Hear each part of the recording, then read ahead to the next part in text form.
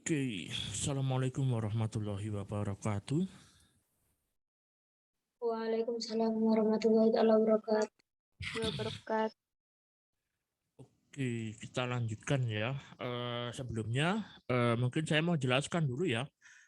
Kemarin itu mestinya saya mau uji coba untuk apa ya? Untuk PTM ya. Artinya bukan PTM sih, lebih tepatnya saya pengen nyoba apa namanya? Pengen nyoba online tapi dari kampus begitu. Soalnya ada cerita katanya kalau dari kampus itu apa internetnya itu nggak begitu bagus gitu. Dan ternyata memang benar ya. Jadi kemarin itu saya sebenarnya sudah ke kampus. Saya sudah upload apa namanya PPT, saya sudah upload room juga di ya daring itu sudah saya upload sehingga Anda bisa absen. Tapi ya itu tadi ketika sampai di kampus itu ternyata kampusnya itu sepi sekali ya, kampusnya sepi sekali. Saya baru tahu ternyata Jogja itu PPKM level 4 ya. Jogja itu PPKM level 4 sehingga karena PPKM level 4 maka karena universitas itu bukanlah apa namanya? Universitas itu bukanlah termasuk lembaga yang esensial, maka yang masuk itu seharusnya hanya 20%. Makanya sampai di kampus itu saya lah kok karyawannya juga sepi ya. Nah, terus kemudian karena saya mau mulai ngajar, maka saya itu kemarin saya coba buka itu dari laboratorium. Dan seperti yang saya duga, memang ternyata saya itu jaringannya itu tidak begitu bagus begitu ya. Entah karena memang apa? Entah memang karena jaringannya yang tidak bagus atau mungkin laptop saya yang kurang bagus ya. Saya juga kemudian coba pakai bawa modem sendiri dari rumah, bawa MiFi, tapi ternyata juga jaringannya masih tidak terlalu bagus. Sehingga perkuliahan kemarin itu perkuliahan kemarin hanya saya beri PPT, tapi PPT-nya itu ada suaranya ya. Kalau Anda mau kuliah, nanti silahkan Anda buka PPT-nya, kemudian nanti dijalankan. Nah, ketika dijalankan, nanti Oke, ada suaranya. Assalamualaikum warahmatullahi wabarakatuh. Kita lanjutkan ya.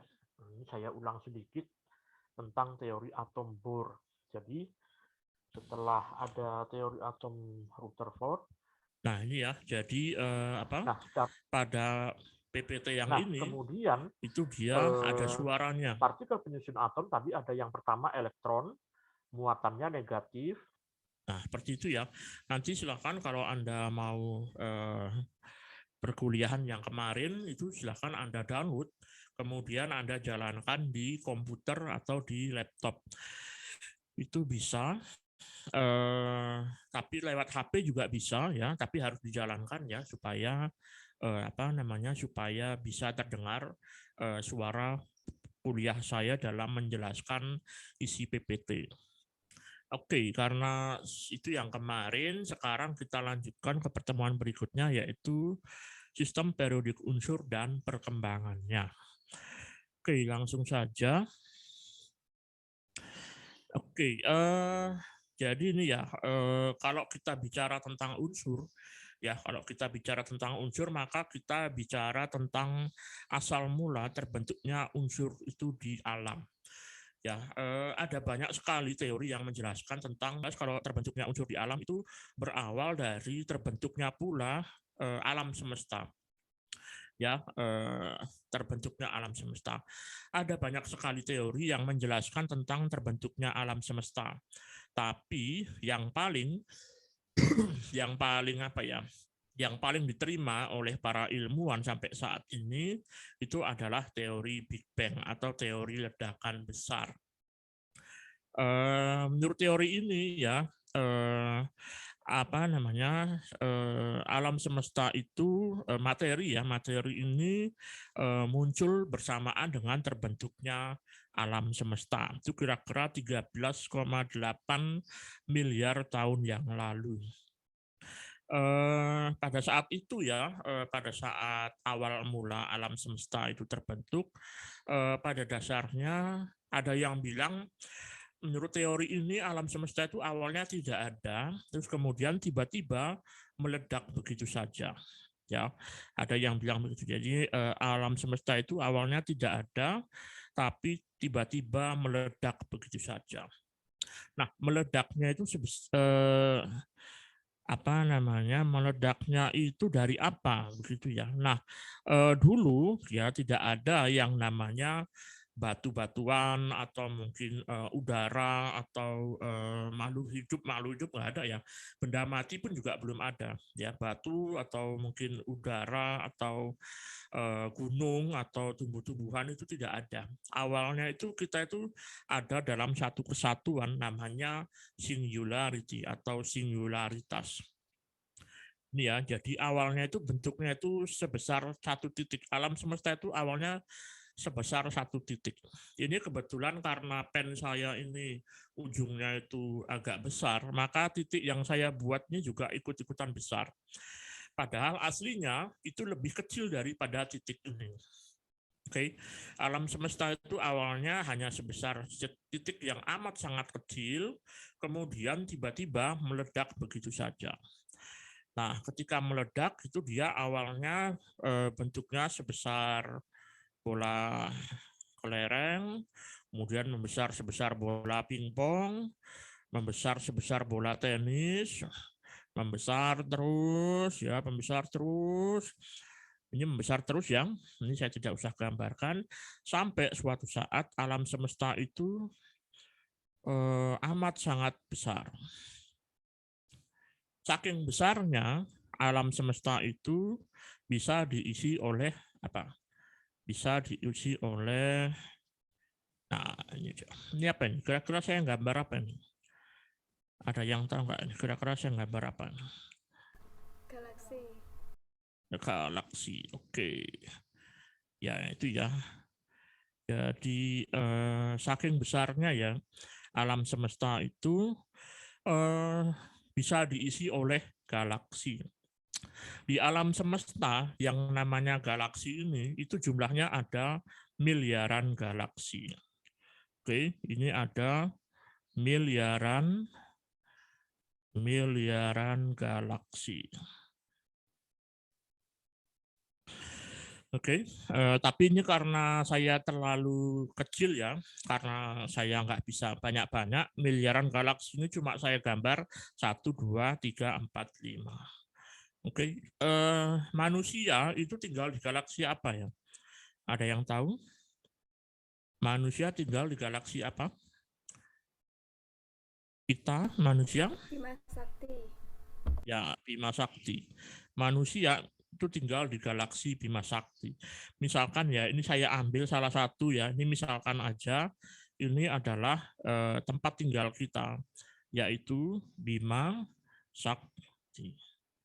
Ada galaksi lain, misalkan ini adalah Andromeda. Terus kemudian ada galaksi lain ya, jumlahnya ini ada miliaran. Tapi karena saya nggak sanggup untuk menggambar sebanyak miliaran, maka ini cuma saya gambar 1, 2, 3, 4, 5. Manusia itu tinggal di Bima Sakti. Galaksi itu sebenarnya apa? Galaksi itu adalah kumpulan dari bintang-bintang. Ya, jadi galaksi itu adalah kumpulan dari bintang-bintang. Galaksi itu adalah kumpulan dari bintang-bintang. Kumpulan bintang-bintang. Nah, bintang-bintang ini apa ya? Bintang itu apa? Benda langit itu sebenarnya bisa dibilang sebenarnya bisa dikategorikan sebagai dua ya. Jadi ada yang bisa mengeluarkan cahayanya sendiri. Jadi benda langit itu ada dua. Ada yang bisa mengeluarkan cahaya sendiri, bisa mengeluarkan, atau ada juga yang tidak mengeluarkan cahaya sendiri, tidak mengeluarkan cahaya sendiri. Oke, nah yang bisa mengeluarkan cahaya sendiri ini disebut sebagai bintang. Ini disebut sebagai bintang. Bukan bintang Emon ya. Bintang Emon itu komedian. Nah, bintang ini atau kalau bahasa Inggrisnya itu star. Nah, bintang ini kemudian, bintang ya, ini dia bisa mengeluarkan cahaya sendiri. Tapi ada juga yang tidak bisa mengeluarkan cahaya sendiri. Nah, ini macam-macam ya bentuknya, misalkan ada planet, ya, planet, kemudian ada satelit, ya, satelit, kemudian ada juga misalkan meteorit, kemudian ada nebula, ya, gas-gas begitu dan lain-lain. Tapi yang benda langit itu yang bisa mengeluarkan cahaya sendiri itu disebut dengan bintang. Salah satu bintang yang kita tahu itu yang paling kita kenal dan paling sering berinteraksi dengan kita, bintangnya adalah yang paling dekat dengan kita. Salah satunya adalah apa? Salah satunya adalah matahari. Ya, matahari itu sebenarnya bintang. Ya, karena dia bisa mengeluarkan cahayanya sendiri. Bintang itu aslinya bentuknya bulat ya, bentuknya bulat. Kemudian dia memancarkan cahayanya sendiri. Kalau mungkin zaman SD atau SMP sering kalau menggambar bintang itu bentuknya seperti ini ya, itu sebenarnya tidak tepat ya. Ini sebenarnya tidak tepat karena bintang itu kalau nanti malam kalau nggak mendung, kalau nggak hujan, silahkan Anda lihat ke langit ya. Itu nanti di situ ada banyak sekali bintang-bintang dan itu dia berkelap-kelip. Aslinya kalau Anda mendekat ke sana, bintang itu bentuknya bulat seperti ini. Ya, tapi karena terlalu jauh, cahayanya yang sampai ke kita dan itu dia seolah-olah berkelap-kelip. Nah, apa tadi? Galaksi itu terdiri dari miliaran bintang. Oke, jadi galaksi ini terdiri dari miliaran bintang. Sebentar dulu, alam semesta itu terdiri dari miliaran galaksi. Satu galaksi itu terdiri dari miliaran bintang. Ya, Bima Sakti ini sendiri kalau tidak salah saya ada sekitar 138 miliar. Ya, 138 miliar bintang. Oke, jadi ada 138 kurang lebih ya 138 miliar bintang. Salah satu bintangnya itu adalah matahari kita. Ya, dia letaknya ada di pinggiran sini. Itu adalah matahari kita. Oke, matahari kita itu adalah salah satu bintangnya. Jadi bintang yang kita keluhkan panasnya setiap hari itu ya, waduh kok panas banget ya. Itu sebenarnya hanyalah setitik debu. Kita nggak usah bandingkan dengan alam semesta ya. Kalau dibandingkan sama galaksinya ini saja, matahari kita itu sebenarnya nggak ada apa-apanya. Itu hanyalah setitik debu. Gitu. Nah, bintang ini kemudian punya planet. Tapi ya, di antara miliaran bintang ini tadi memang ada bintang yang punya planet dan ada juga bintang yang tidak punya planet. Nah, matahari itu termasuk bintang yang punya planet. Planet di sekitar matahari itu ada Merkurius, Venus, Bumi, Mars, Jupiter kayak gini ya. Oh iya, Jupiter enggak sih. Kemudian ada Saturnus, Uranus, Neptunus, dan Pluto. 1, 2, 3, 4, 5, 6, 7, 8. Oh ya, satu lagi Pluto. Ini enggak tahu nih, ada yang bilang ini planet, ada yang bilang ini bukan. Karena memang jaraknya terlalu jauh dari bumi ya. Manusia itu tinggal di planet nomor 3. Itu adalah planet bumi. Ya, ini adalah planet bumi, tempat kita tinggal. Planet bumi ini terdiri dari 5 benua. Ada benua Asia, ada benua Amerika, ada benua Afrika, ada benua Australia, satu lagi ada benua Eropa. Indonesia itu masuk di Asia. Kita lebih tepatnya ada di Asia Tenggara. Oke, Asia Tenggara itu ada isinya apa saja? Ada Malaysia, Singapura, saya nggak hafal ya. Nanti silahkan Anda cari sendiri. Ada Singapura, kemudian ada Malaysia, kemudian ada Brunei, kemudian Thailand, ya Thailand dan lain-lain. Termasuk juga salah satunya adalah Indonesia. Oke, nah Indonesia itu terdiri dari beberapa pulau besar. Yang pertama Indonesia ya, ini Indonesia ini terdiri dari yang pertama ada Pulau Sumatera, kemudian ada Pulau Kalimantan atau Borneo, ya. Oke, ini kemudian ada Pulau Sulawesi. Ya, ada Pulau Sulawesi. Kemudian di sini ada Papua.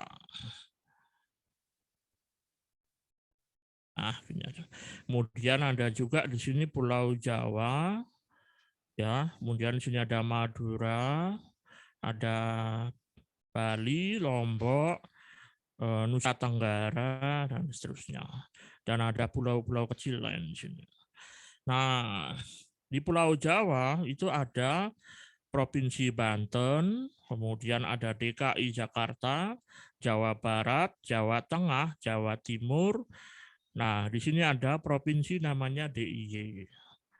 Ya, provinsi DIY itu dia bentuknya seperti ini, kurang lebih ya.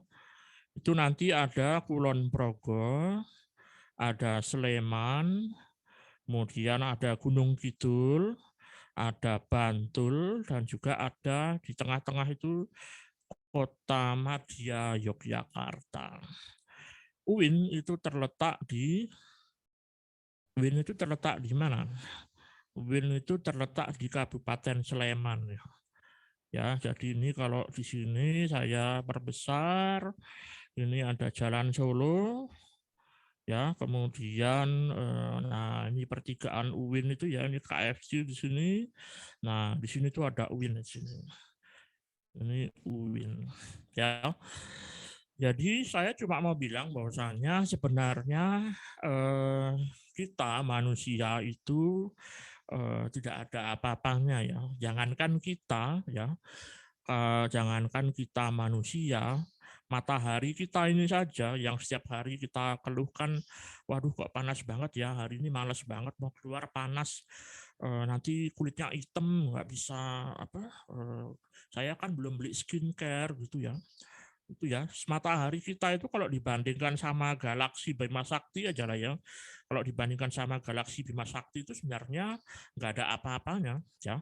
Kalau dibandingkan sama galaksi Bima Sakti, apalagi kalau dibandingkan sama manusia itu sebenarnya nggak ada apa-apanya. Ya, tapi itu sekarang ya, kondisi sekarang itu seperti itu. Bintang sendiri dapat energi dari mana? Kenapa kok matahari itu bisa memancarkan cahaya? Oke, sebentar saya kasih videonya. Kenapa kok matahari bisa memancarkan cahaya? Itu ada di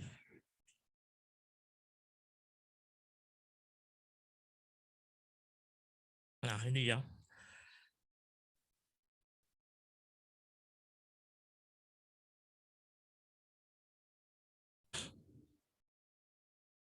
Oke, sebentar. Ini sedang diputar.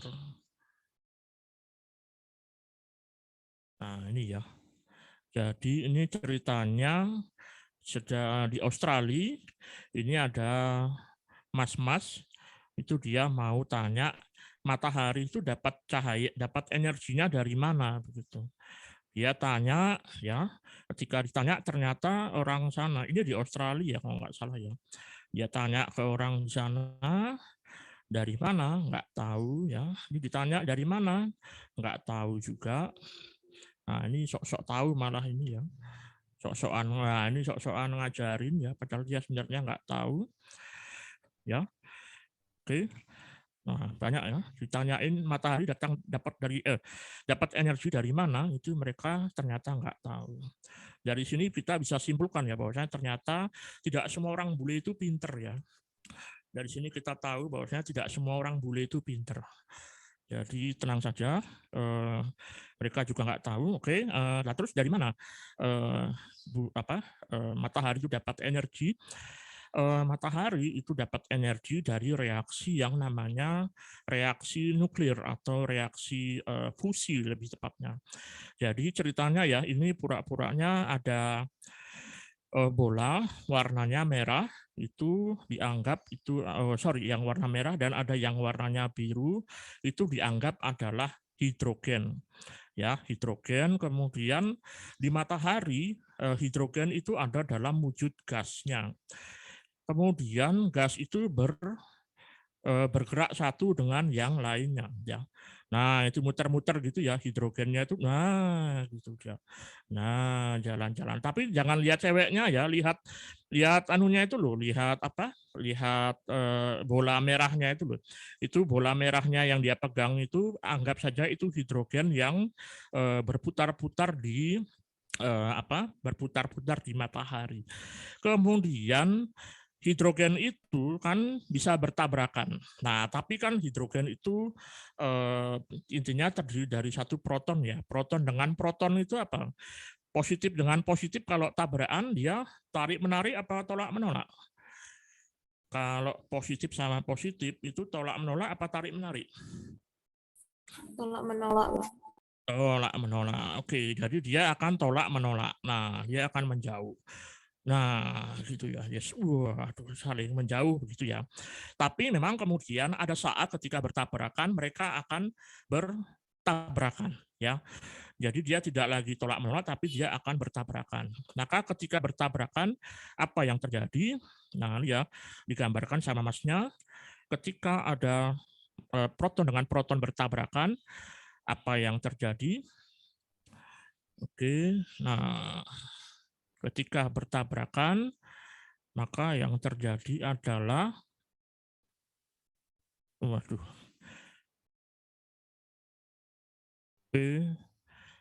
nah ketika bertabrakan yang terjadi adalah apa? Coba, entar, ya ini dia. Nah itu ya, ketika bertabrakan, nah ada yang keluar. Apa itu yang keluar? Apa itu yang keluar? Apa itu? Keluar apa itu? Nah ini ya, ketika ditabrakan, keluar apa itu? Oke, ini tadi ya, hidrogen bertabrakan. Ketika bertabrakan keluar apa? Keluar apa itu? Cairan. Bukan ya, kalau cairan kan dari bolanya. Enggak, tapi kita hidrogennya. Hidrogennya bukan keluar air. Kalau di sini digambarkan memang dia itu keluar air, tapi sebenarnya bukan ya, tapi massa. Jadi ketika hidrogen itu ini proton, kemudian ada proton, kemudian dia bertabrakan, maka yang terjadi adalah dia akan bereaksi secara nuklir. Ini nanti akan bereaksi secara nuklir atau bereaksi nuklir. Reaksinya itu adalah reaksi nuklirnya itu apa? Reaksi fusi ya atau reaksi penggabungan.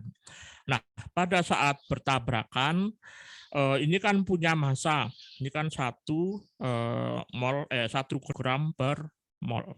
Tapi ketika bertabrakan itu nanti ketika mereka bertabrakan mereka menyatu dan sebagian massanya itu hilang. Nah, sebagian massanya hilang maka dia menjadi apa? Ini nanti akhirnya menjadi suatu massa yang inti yang lebih berat ya, terdiri dari 2 proton dan kehilangan yang namanya massa. Kalau di gambar tadi itu di video tadi digambarkan ketika bertabrakan keluar air, ya keluar air. Tapi sebenarnya proton ketika bertabrakan dengan proton itu dia sebagian massanya menghilang. Massanya menghilang jadi apa? Nah, ini menurut Einstein itu menjadi E sama dengan mc kuadrat. Jadi ketika kemudian proton itu bertabrakan, massanya sebagian hilang, massa yang hilang itu berubah menjadi energi. Oke. Kalau di video tadi ya, kalau di video tadi itu dia digambarkan sebagai air yang keluar. Tapi kalau kejadian sebenarnya, nah ini ya keluar air, tapi aslinya sebenarnya proton itu ketika bertabrakan membentuk inti yang lebih berat dan kehilangan sebagian massanya. Kehilangan massa itu nanti massa yang hilang itu diubah menjadi energi. Ya, nanti diubah menjadi energi. Oke, lebih detailnya mungkin nanti nah ini ya, E sama dengan mc kuadrat, yang mana E itu adalah energi. Kemudian, mana ya? Nah ini dia. Nah ini ya, jadi sebenarnya matahari itu adalah bom hidrogen yang amat sangat besar. Ya, jadi ketika dia, nah itu ya, Anda bisa lihat ya. Wah, jadi sebenarnya di matahari itu terjadi ledakan hidrogen berkali-kali ya. Ini kalau digambarkan di sini dia ada ledakan. Nah, ini dia kembali lagi ke matahari. Ya, jadi sebenarnya matahari atau bintang itu pada dasarnya adalah suatu bom hidrogen yang sangat besar. Kemudian bom hidrogennya itu panasnya itu terasa sampai di bumi. Reaksi totalnya ya kurang lebih ya, ini ada 2 proton, kemudian bertabrakan dengan 1 proton lagi, ya maka dia yang pertama itu akan keluar positron ya, itu ya, kelihatan nggak itu? Ini ada 2 proton bertabrakan. Oke, sebentar saya pause. Oke. Nah, itu ya. Itu keluar positron, kemudian ada mu itu energi. Nah, kemudian terbentuk yang namanya neutron. Oke, terbentuk yang namanya neutron. Kemudian nanti ada ketabrak lagi dengan proton, akhirnya jadi 2 proton, 1 neutron. Kemudian ada 2 proton dan 2 neutron lain bertabrakan, akhirnya membentuk 2 proton dan 2 neutron. Apa itu? Unsur apa itu? 2 neutron, 2 proton. Unsur apa itu? Di SPU, 2 proton, 2 neutron itu apa? Unsur apa? Helium. Apa? Apa? Apa, Mbak? Helium. Ah, ya, helium. Ya, jadi apa namanya? Tadi ya saya ulang lagi sedikit lagi. Oke, sekali lagi proton ketemu proton, ya proton ketemu proton mengeluarkan positron, ya mengeluarkan positron, kemudian juga mengeluarkan energi, kemudian akibatnya menjadi neutron, kemudian ketambah proton lagi menjadi 2 proton 1 neutron. Nah, 2 proton 1 neutron bertabrak dengan 2 proton 1 neutron yang lain, melepaskan 2 proton, akhirnya tersisa 2 proton dan 2 neutron. Itu adalah unsur yang stabil yang kita kenal sebagai helium. Ya, jadi hidrogen, ya kita sulit singkat aja lah ya, hidrogen 1 tambah hidrogen 1, itu nanti dia awalnya tadi membentuk hidrogen dan neutron gitu ya. Kemudian ketambahan 1 hidrogen lagi, ini ketambahan hidrogen dan neutron, ini nanti menghasilkan 4 proton ya, 4 proton plus 2 neutron. Nah, nanti kemudian ini tidak stabil, akhirnya membentuk unsur yang kita kenal. Dia melepaskan 2 proton ya. Ini dia membentuk yang namanya helium. Ini 42 tambah 2 proton. Dia membentuk helium. Nah, itu ya. Akhirnya pada saat pembentukan itu dia bersamaan dengan itu dilepaskan energi yang sangat besar. Ya, jadi sekali lagi matahari kita itu sebenarnya adalah suatu bom hidrogen yang sangat besar. Masalahnya adalah kalau misalkan hidrogen itu suatu saat nanti kan mestinya habis ya. Itu kan dia ini matahari ini kan bola gas hidrogen yang sangat besar. Suatu saat nanti hidrogennya bisa habis ya berarti ya. Kalau menurut kalian bisa habis enggak itu? Kalau menurut kalian hidrogen di matahari itu bisa habis tidak? Bisa, Pak. Bisa. Oke, kalau bisa ya, jadi hidrogen di matahari itu suatu saat nanti bisa habis. Kalau sudah habis, maka dia akan meledak ya. Dia nanti akan meledak, ini kita kenal sebagai supernova. Ya, ini kita kenal sebagai supernova. Supernova itu adalah ledakan bintang. Nah, supernova itu nggak cuma terjadi di matahari, jadi di bintang-bintang yang lain ya, itu juga akan terjadi ledakan-ledakan bintang atau supernova. Kenapa kok dia bisa meledak? Karena bahan bakar hidrogennya itu sudah habis. Untuk di matahari sendiri tenang saja ya, masih lama, mungkin ya sekitar 1-2 miliar tahun ke depan kita udah meninggal, tenang aja. Itu nggak akan kita mengalami ketika matahari kehabisan bahan bakar, tidak apa-apa ya.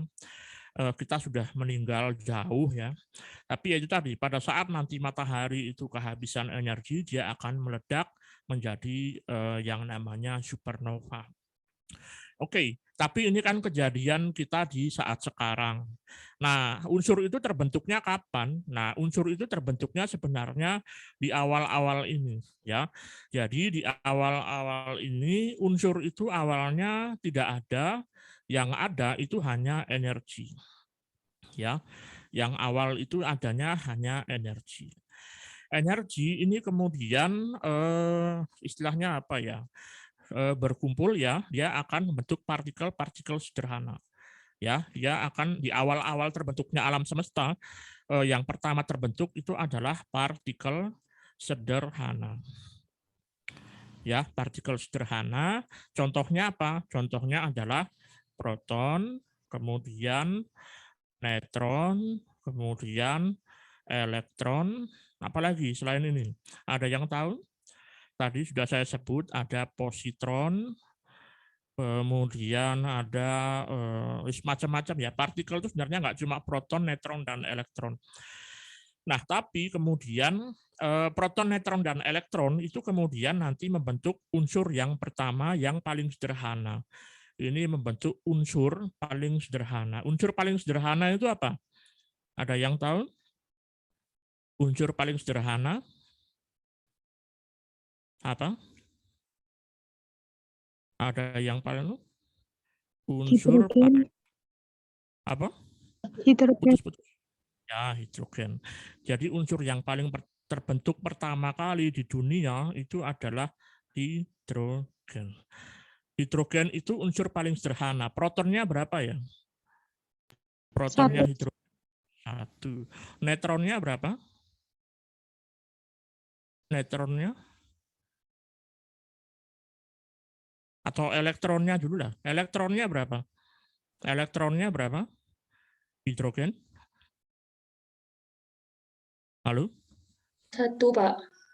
Elektronnya 1. Protonnya 1, elektronnya 1, neutronnya berapa? 1. Ya, neutronnya 0 ya. Ya, jadi hidrogen itu dia unsur yang paling sederhana. Hidrogen unsur paling sederhana hanya terdiri dari 1 proton dan 1 elektron. Dia tidak memiliki yang namanya neutron. Kalau yang memiliki ini hidrogen ya. Kalau yang memiliki neutron itu namanya deuterium. ya, deuterium ini kan H1 begini ya. Kemudian ada juga namanya deuterium, ini juga satu, itu satu proton, ya, kemudian satu neutron dan satu elektron, itu deuterium. Ini dia isotopnya si hidrogen. Kemudian ada satu lagi isotopnya itu namanya tritium. Tritium itu dia T1, itu dia terdiri dari satu proton, dua elektron dan dua neutron ya, dua neutron dan satu elektron. Ini juga satu elektron. Ya, sekali lagi apa tadi di awal-awal terbentuknya alam semesta itu tidak ada yang namanya materi, yang ada hanya energi. Energi itu kemudian berubah menjadi partikel sederhana. Partikel sederhana apa? Itu ada proton, neutron, elektron, positron, dan lain-lain. Sinar gamma, sinar beta, dan lain-lain. Ya. Kemudian setelah itu ya partikel sederhana itu membentuk unsur yang paling sederhana. Unsur yang paling sederhana adalah namanya hidrogen. Hidrogen itu terdiri dari satu proton dan satu elektron. Neutronnya 0. Kalau memang kalau dia terdiri dari satu neutron, ya satu proton, satu neutron, satu elektron, itu namanya deuterium. Deuterium. Sementara kalau satu proton, dua neutron, satu elektron, itu namanya tritium. Ini namanya hydrogen. Nah, hidrogen ini ya, hidrogen ini kemudian bereaksi fusi ya. Bereaksi fusi itu membentuk unsur yang lebih berat. Unsur yang lebih berat. Ya, begitu ya urut-urutan terbentuknya alam semesta itu ya. Jadi mana tadi? Oh, ini teori Big Bang itu dia awalnya berasal dari singularity atau singularitas, kemudian tiba-tiba meledak. Setelah meledak kemudian terbentuk awan-awan ya, kemudian membentuk bintang dan galaksi dan seterusnya. Nah, ini adalah timelinenya ya. Ini sumbu X-nya, ini adalah age of universe atau usia dari alam semesta. Ini di awal-awal Big Bang, ledakan besar saat waktu sama dengan 0, kemudian dia mengembang, ya, mengalami inflasi, kemudian ini apa ini tulisannya? Proton form, ya, jadi proton mulai terbentuk, kemudian nuklir begin, ya, inti atom mulai terbentuk. Kemudian reaksi penggabungan nuklir itu membentuk unsur-unsur lain yang lebih berat. Kemudian mulai terbentuk sinar kosmis, ya. Kemudian atom hidrogen terbentuk. Jadi antara 0 sampai terbentuknya atom hidrogen itu kurang lebih sekitar 380.000 tahun baru terbentuk atom hidrogen. Nah, sekarang setelah umurnya 13,8 bilion miliar tahun, nah ini sekarang jadinya ini tadi ya, ada galaksi-galaksi yang mana tempat kita atau tempat manusia tinggal tadi adalah di galaksi Bima Sakti. Nah, apa bukti bahwasanya memang hidrogen itu adalah unsur yang pertama terbentuk? Jadi kalau kita lihat kelimpahannya ya, jumlahnya, itu memang ternyata hidrogen itu adalah unsur yang paling banyak di alam atau di bumi ini. Ya enggak, alam semesta itu enggak cuma bumi ya, alam semesta itu lebih luas lagi. Tapi di alam semesta hidrogen itu adalah unsur yang paling banyak terbentuk. Kalau Anda lihat ya, sumbu X-nya ini adalah mass number. Ya, jadi ini adalah nomor massa. Anda bisa lihat semakin banyak atau semakin besar nomor masanya, itu ternyata jumlahnya juga semakin sedikit. Hidrogen yang paling ringan ya itu dia jumlahnya paling banyak. Sementara unsur-unsur lain makin berat, dia jumlahnya makin sedikit. Entah ada kebetulan atau tidak ya, tapi yang jelas unsur-unsur yang makin ringan itu justru malah makin tidak berbahaya atau dibutuhkan oleh tubuh ya, seperti misalkan hidrogen, helium, litium, boron, berilium, karbon, nitrogen dan lain-lain ini kan ada semua dalam tubuh kita ya. Nitrogen itu ada pada protein, oksigen, karbon, helium itu juga ada dalam tubuh kita dan lain-lain. Tapi kalau makin berat itu dia makin sedikit ada dalam makhluk hidup. Makin berat dia justru malah semakin bersifat racun. Kalau Anda minum timbal itu atau makan timbal itu dia tentu kita akan keracunan. Ya, tentu kita akan keracunan. Yang mana tapi itu ya yang namanya keracunan itu tergantung sama yang namanya entropi. Ya, entropi. Ada yang tahu entropi itu apa? Entropi itu sebenarnya apa? Apa? Entropi? Ada yang tahu? Entropi. Delta S, ada yang tahu? Delta S itu artinya apa?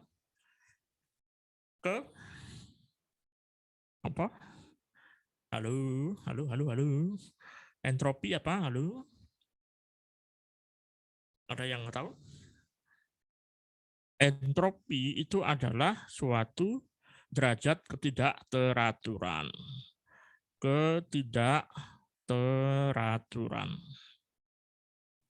Jadi kalau unsur itu semakin entropinya tinggi atau semakin tidak teratur, itu semakin berbahaya. Contohnya ya ini ya, kalau misalkan Pb atau timbal itu ada dalam bentuk solidnya, ya itu dia relatif tidak berbahaya.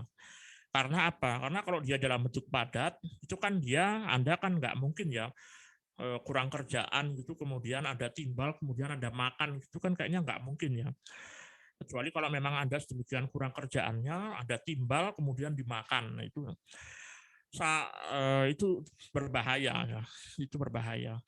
Nah, tapi kemudian apabila timbal ini ada dalam bentuk liquid ya, atau dalam bentuk solution, atau dalam bentuk larutan, itu dia menjadi lebih berbahaya. Ya, jadi kalau misalkan itu kan kalau dia jadi liquid atau jadi larutan itu timbal itu kan menjadi entropinya naik ya. Ketika dia menjadi cairan itu dia menjadi lebih berbahaya. Kenapa kok berbahaya? Anda bisa lihat misalkan kalau timbal itu masuk ke cairan kemudian dia mencemari misalkan sungai, maka ikan-ikan yang makan itu bisa mati, atau misalkan ada tumbuhan yang meminum air atau menyerap air yang mengandung timbal, tumbuhannya bisa mati.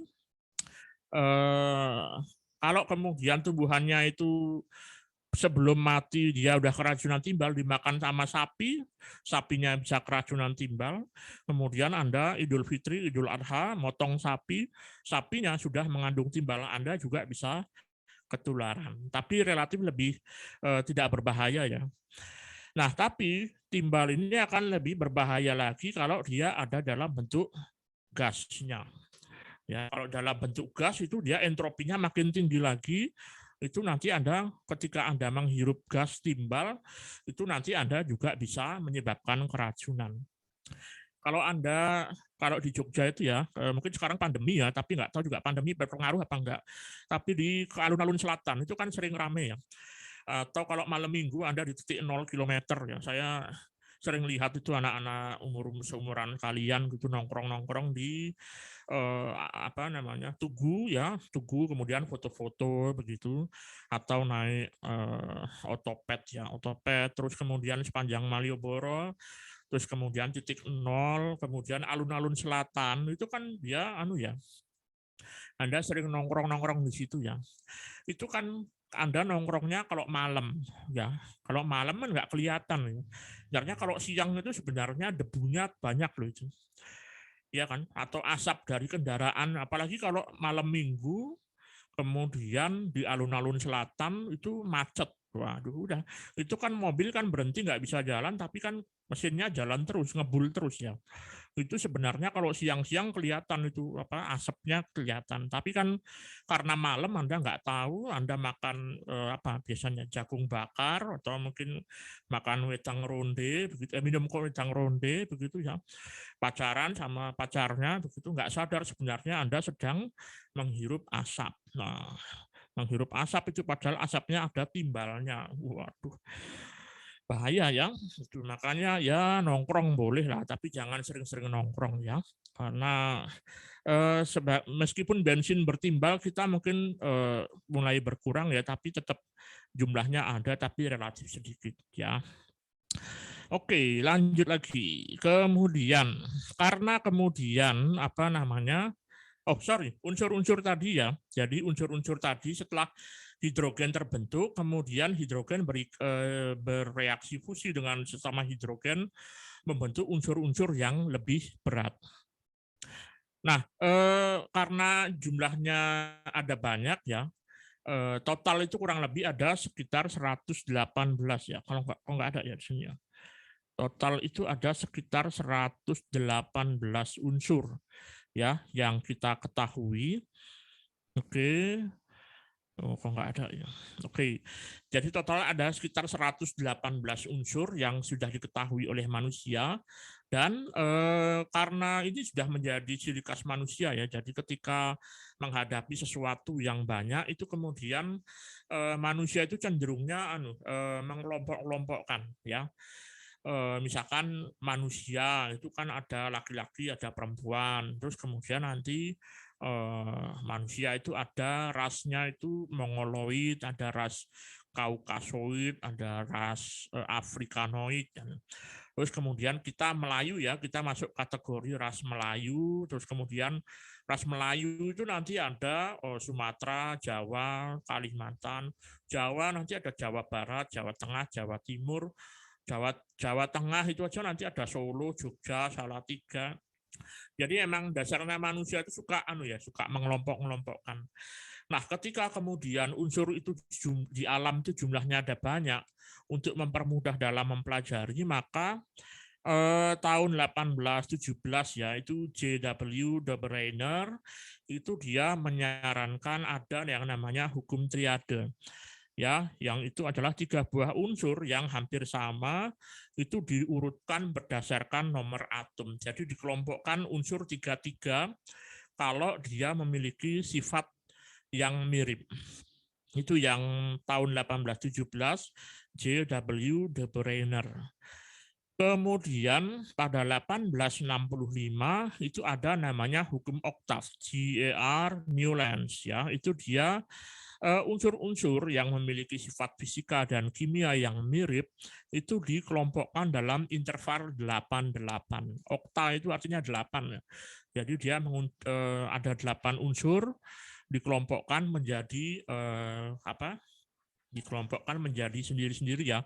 Ada 88 pokoknya dalam satu kelompok 8, kelompok lagi 8 dan kemudian 1869 itu ada SPU dalam bentuk pendek yang diusulkan oleh Mendeleev dan Lothar Meyer.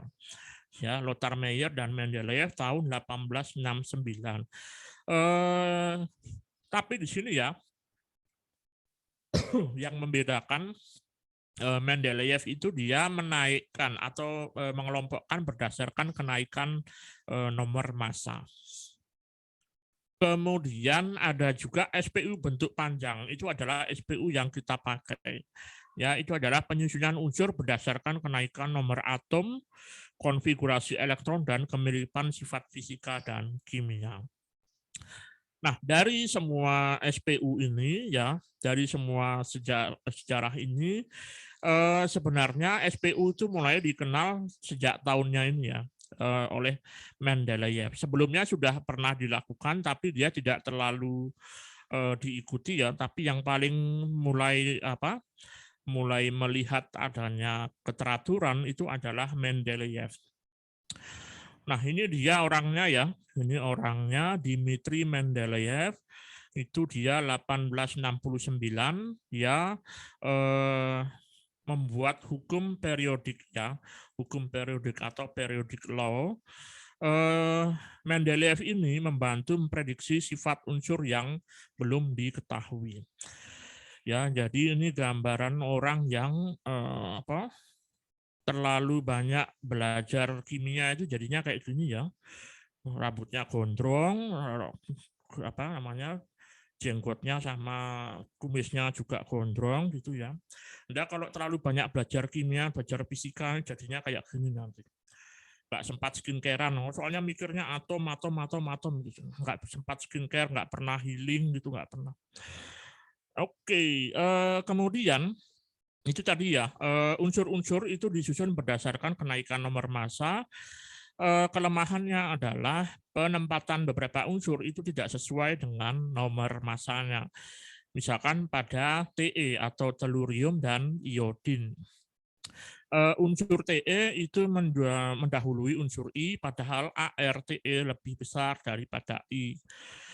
Kenapa kok begitu? Karena Mendeleev terpaksa melakukan penempatan yang terbalik mengingat kemiripan sifat unsurnya. Jadi dia Mendeleev itu sebenarnya pengembangan dari unsur yang 88 tadi ya, unsur oktav tadi 88. Jadi dia dilihat bukan berdasarkan nomor atom atau nomor massanya, tapi dia lebih fokus kepada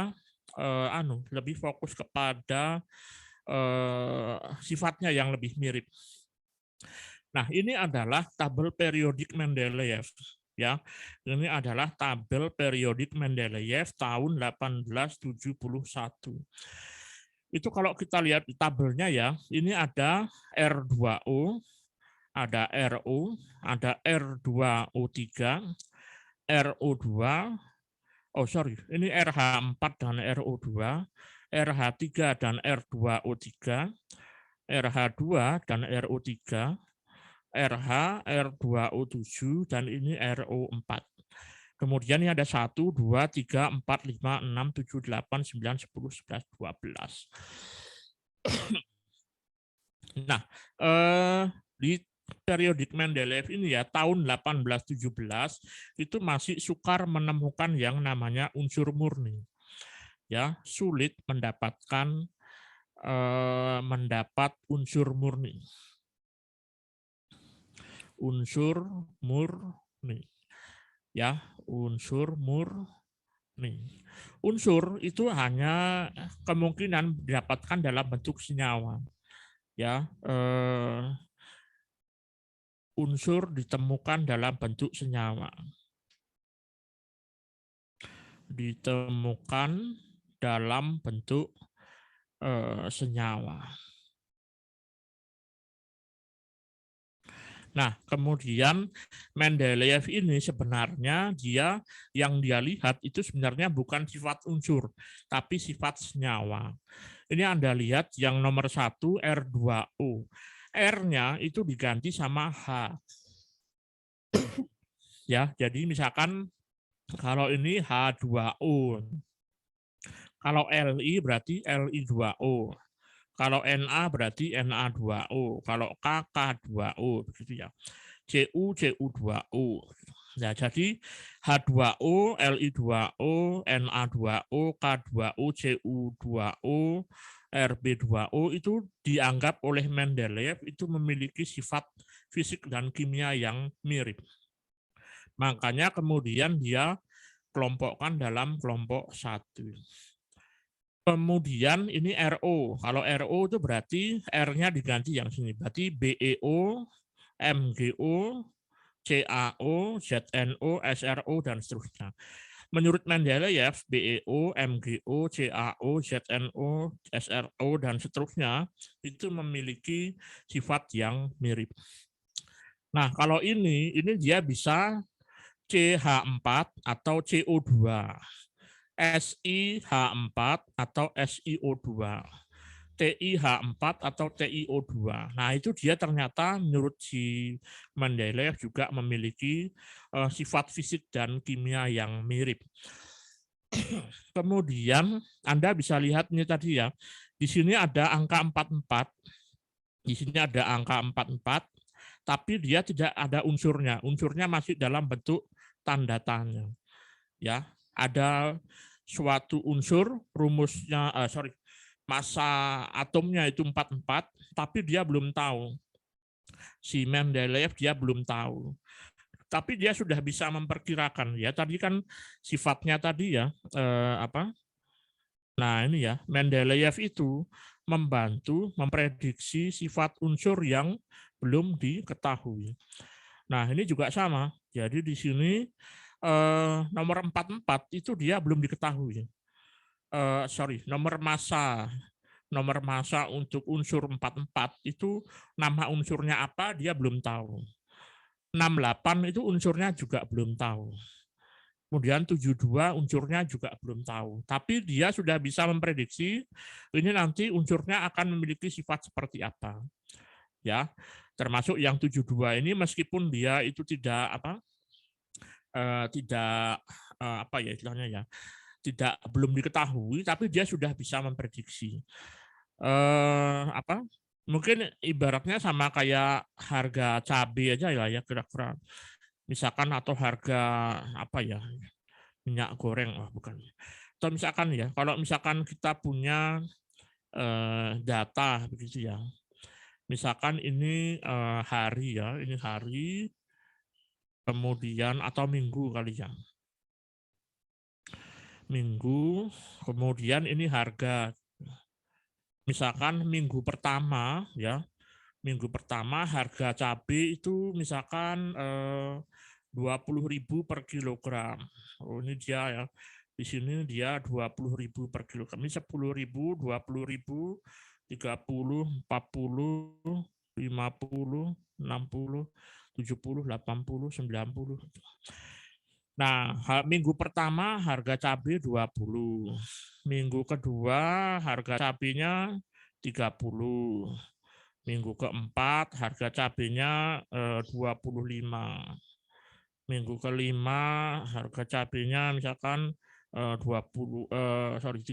lagi. Minggu keenam naik ke sini.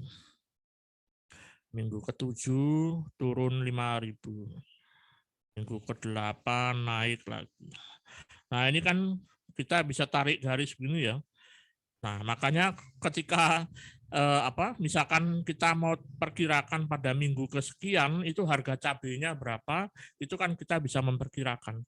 Nah, Mendeleev juga sama. Jadi Mendeleev itu dia sudah memperkirakan ini unsurnya seperti ini, maka apabila nanti ditemukan unsur itu, maka dia akan memiliki sifat-sifat seperti apa. Nah, kemudian tapi dia punya kelemahan ya. Dia punya kelemahan itu ada di ini TE sama I ya. TE sama I itu dia ternyata nomor massanya itu sebenarnya tidak tepat gitu. Nah, makanya kemudian pada tahun 1914 Henry J. Moseley itu dia menemukan nomor atom ya. Dia menemukan nomor atom atau mengusulkan sifat-sifat unsur itu merupakan fungsi periodik dari nomor atomnya. Nah, dari sini kemudian urut-urutan yang Mendeleev tadi itu kemudian disesuaikan ya. Jadi bahwasanya TE AR128 dan I AR127 itu tidak sesuai karena nomor massanya tidak pas. Akan lebih pas kalau kemudian dia kenaikannya berdasarkan kenaikan nomor atom, yaitu 52 dan 53. Nah, ini tabel periodik modern ya. Ini tabel periodik modern. Ini kita kenal sebagai sistem periodik bentuk panjang. Itu ya, unsur-unsur disusun berdasarkan kenaikan nomor atom dan bukan kenaikan nomor massa. Ya, tapi yang dia kenaikannya adalah kenaikan nomor atom. Kemudian sistem periodik ini disebut juga sebagai sistem periodik bentuk panjang. Yang mendatar disebut sebagai periode, yang tegak itu disebut sebagai golongan. Kemudian pada tabel periodik itu ada horizontal itu periode dan ada vertikal itu ada golongan. Itu nanti ada golongan A itu adalah golongan utama atau golongan representatif. Kemudian ada golongan B. Ini adalah unsur-unsur golongan transisi. Meskipun ini tidak lagi dipakai ya. Jadi SPU itu ada dua model, ada model Eropa dan juga ada model Amerika.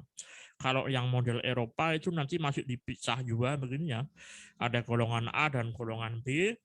Tapi kalau versi Amerika tidak ya, jadi dia langsung golongan 1, 2, 3, 4, 5, 6, 7, 8 begitu. Tidak ada lagi golongan A dan golongan B. Nah, untuk golongan nama-nama khususnya ya, golongan 1 itu namanya golongan alkali. Kemudian golongan 2 itu namanya alkali tanah. Alkali tanah. Golongan 3 namanya apa? Ada yang tahu?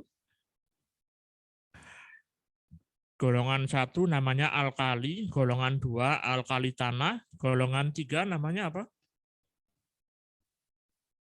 Halo, ada yang tahu? Golongan 3? Halo? Halo, ini masih ada yang bangun? Apa udah tidur semua? Masih, Pak. Oke, golongan 3 namanya golongan apa? Golongan 3. Ini namanya golongan boron. Golongan 4 namanya apa? Golongan 4? Ada yang tahu namanya? Golongan 4 namanya golongan karbon.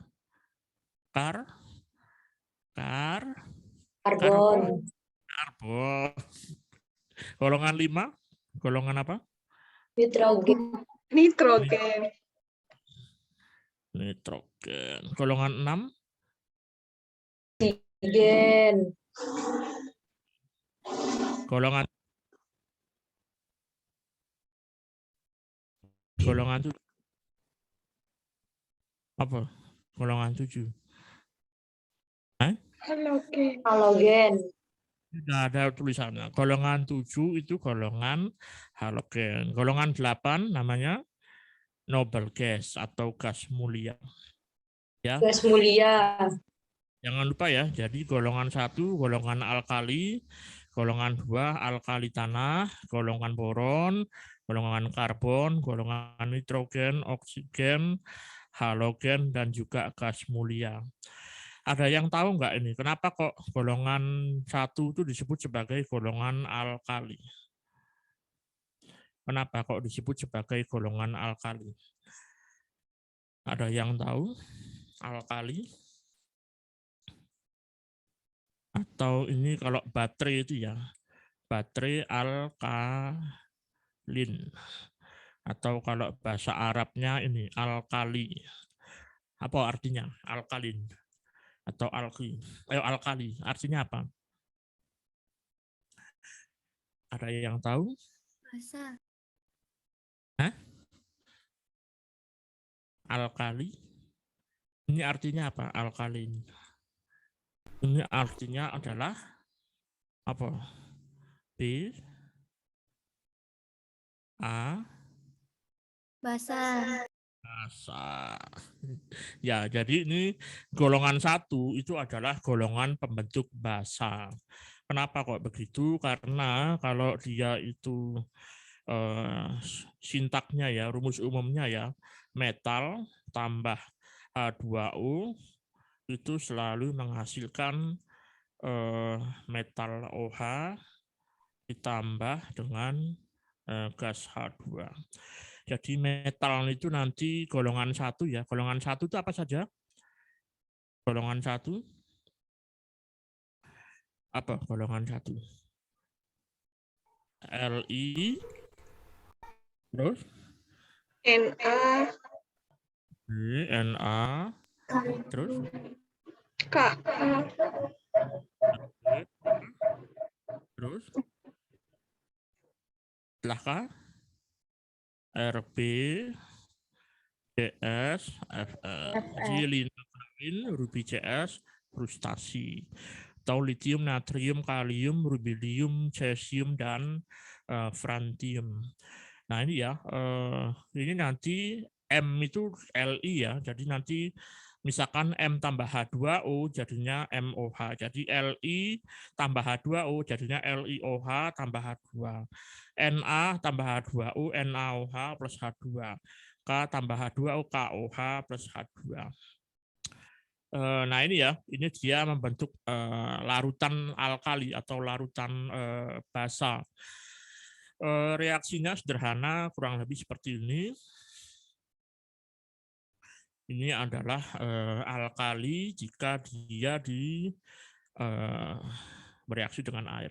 Logam alkali itu sangat rapuh ya, bukan rapuh apa ya, lembek ya, kayak mentega gitu. Dia mudah sekali dibelah. Anda bayangkan kalau besi itu kalau Anda potong kan susah ya, harus pakai gergaji. Tapi kalau logam unsur golongan pertama itu kalau misalkan dipotong dia kayak mentega gitu. Nah itu ya, dia itu kayak mentega. Kemudian ini natrium ya, ini kalau dipotong, nah, kayak motong ya, kayak motong apa? Kayak motong mentega atau motong margarin Blue Band gitu. Jadi dia memang punya kerapatan yang sangat rendah.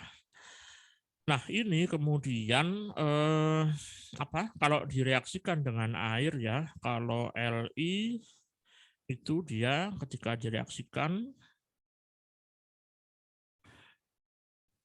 nah itu dia keluar gasnya ya, gasnya itu adalah tadi gas hidrogen. Itu dia kalau Na, ini Na, nah ini juga dia mengeluarkan gas hidrogen. Oke.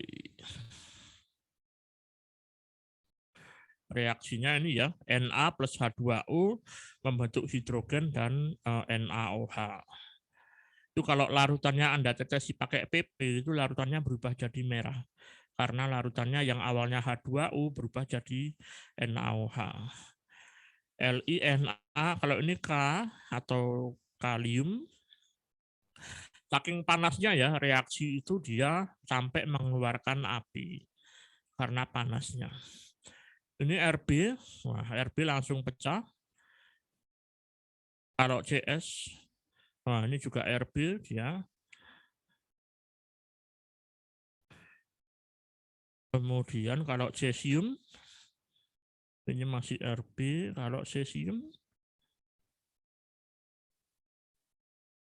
wah sampai bisa memecahkan wadahnya ya. Jadi dia reaksinya sangat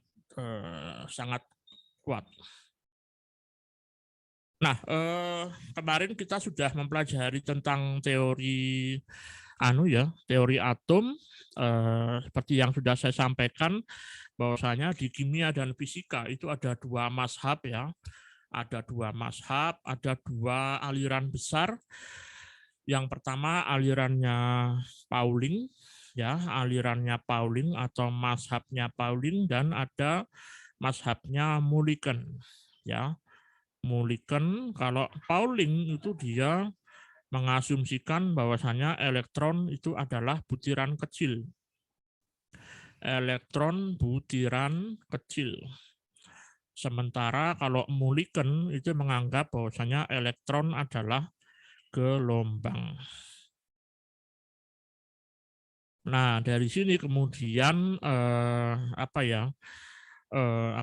dibuatlah itu yang namanya, karena elektron itu adalah suatu gelombang, maka ini ya ada persamaan gelombang elektron itu disebut sebagai Schrödinger equation atau persamaan Schrödinger.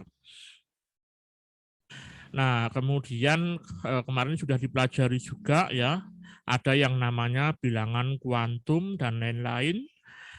Nah, elektron itu mengisi orbital dengan tingkat energi yang lebih rendah terlebih dahulu. Contohnya misalkan hidrogen. Hidrogen itu sebenarnya kalau hidrogen itu orbitalnya tetap ada banyak ya. 1s ada, 2s ada, 2p juga ada. Tapi karena hidrogen itu elektronnya hanya satu, maka dia konfigurasi elektronnya menjadi 1s1.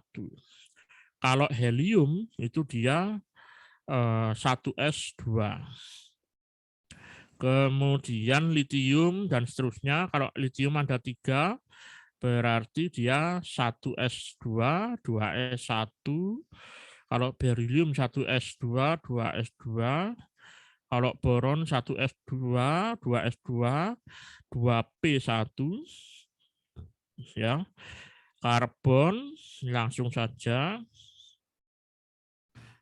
Nah, kemudian ini tadi ya, apa namanya, unsur-unsur itu kemudian diletakkan berdasarkan terakhir, pengisian terakhir ya. Artinya dia nanti mengisi elektron, mengisi orbital di orbital terakhirnya di mana. Nah, ini nanti jadinya bentuk SPU-nya seperti ini. Ya, ini nanti yang sebelah sini ini adalah golongan S. Banyak yang bilang bahwasanya ini adalah unsur-unsur yang elektron valensinya ada di S atau elektron terluarnya ada di S. Sebenarnya kurang tepat. Nanti saya jelaskan. Kemudian yang di sini ini adalah golongan P. Ya, ini adalah golongan S, ini adalah golongan P. Ini menyatakan bahwasanya elektron valensinya ada di P. Sementara di sini adalah golongan D, ya. Ini menyatakan bahwasanya unsur-unsur di sini itu terakhir, itu ada elektron valensinya ada di orbital D, dan yang di sini ini adalah unsur-unsur yang elektron valensinya ada di orbital F. Anggapan seperti itu sebenarnya keliru ya. Anggapan seperti itu sebenarnya keliru. Nanti akan saya jelaskan lebih detail. Tapi ya itu tadi. Ini ya, ada golongan S, golongan P, golongan D, dan golongan F. Anda lihat di sini, ini 57 ya. 57, kemudian 72. Ya, kalau ini kan benar 39, kemudian 40. 21, kemudian 22. Tapi ini 57, kemudian 72. Nah, 58-nya mana? Nah, 58-nya ada di sini. Ya, seharusnya ini 57, 58, 59 sampai 71, kemudian baru 72. Demikian juga yang sini 89 itu kemudian 90 sampai 103, setelah 103 baru 104. Sehingga kalau SPU itu kan sering digambarkan seperti ini. Ini SPU digambarkan begini ya. Ini dia hidrogen, kemudian yang kedua emang ini, oh ya. Oke. Nah, ini nanti dia turun ke bawah sini. Kemudian naik begini. Nah, ini helium di sini gitu ya. Kemudian golongan aktinida dan lantanida itu digambarkan di bawah seperti ini. Ini sebenarnya ini bentuk ringkasnya ya. Aslinya dia tidak seperti ini. Aslinya itu adalah dia bentuknya itu begini. Ini dia turun. Nah, ini golongan lantanida dulu. Kemudian baru golongan transisi, baru golongan, nah begini. Nah ini ya, ini tadi ini adalah golongan S, ini tadi adalah golongan P, ini adalah golongan D, ini golongan F. Tapi yang benar sebenarnya seperti ini golongan S, ini golongan F, kemudian ini golongan D, kemudian ini golongan P. Ya, ini adalah bentuk panjangnya seperti ini. Oke, kalau kemudian kita lihat di unsur-unsur ini, kita bisa lihat ada yang diwarnain hitam, ya, ada yang diwarnain hitam, ada yang diwarnain biru, dan juga ada yang diwarnain merah, ya, ada yang diwarnain merah. Kemudian ini ada yang outline, istilahnya warnanya putih lah ya, kita bisa katakan warnanya putih. Kalau dia warnanya hitam, itu berarti dia wujudnya di temperatur kamar itu adalah bentuknya padat. Ya, ini adalah padat. Kalau dia warnanya biru, ini di temperatur kamar, ini bentuknya adalah cair. Sementara kalau dia warnanya merah, ini dia adalah bentuknya gas. Kemudian kalau unsur-unsur yang dituliskan ini, ya dituliskan dia istilahnya outline, ya, ini dia adalah suatu unsur sintetis. Ya, jadi unsur itu dibuat. Jadi dia tidak ditemukan di alam. Yang ditemukan di alam itu yang warnanya merah, hitam, sama biru. Yang warnanya putih-putih ini adalah unsur yang dibuat oleh para ilmuwan di laboratorium.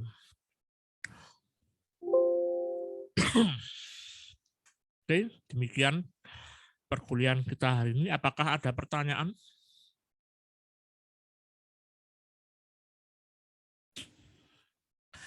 Apakah ada pertanyaan untuk perkuliahan kita hari ini? Aman ya? Sudah ada pertanyaan? Atau perkuliahan yang sebelum-sebelumnya? Apakah ada pertanyaan? Tidak ada. Oke, kalau tidak ada, saya cukupkan sekian. Terima kasih. Assalamualaikum warahmatullahi wabarakatuh. Jangan lupa nanti silakan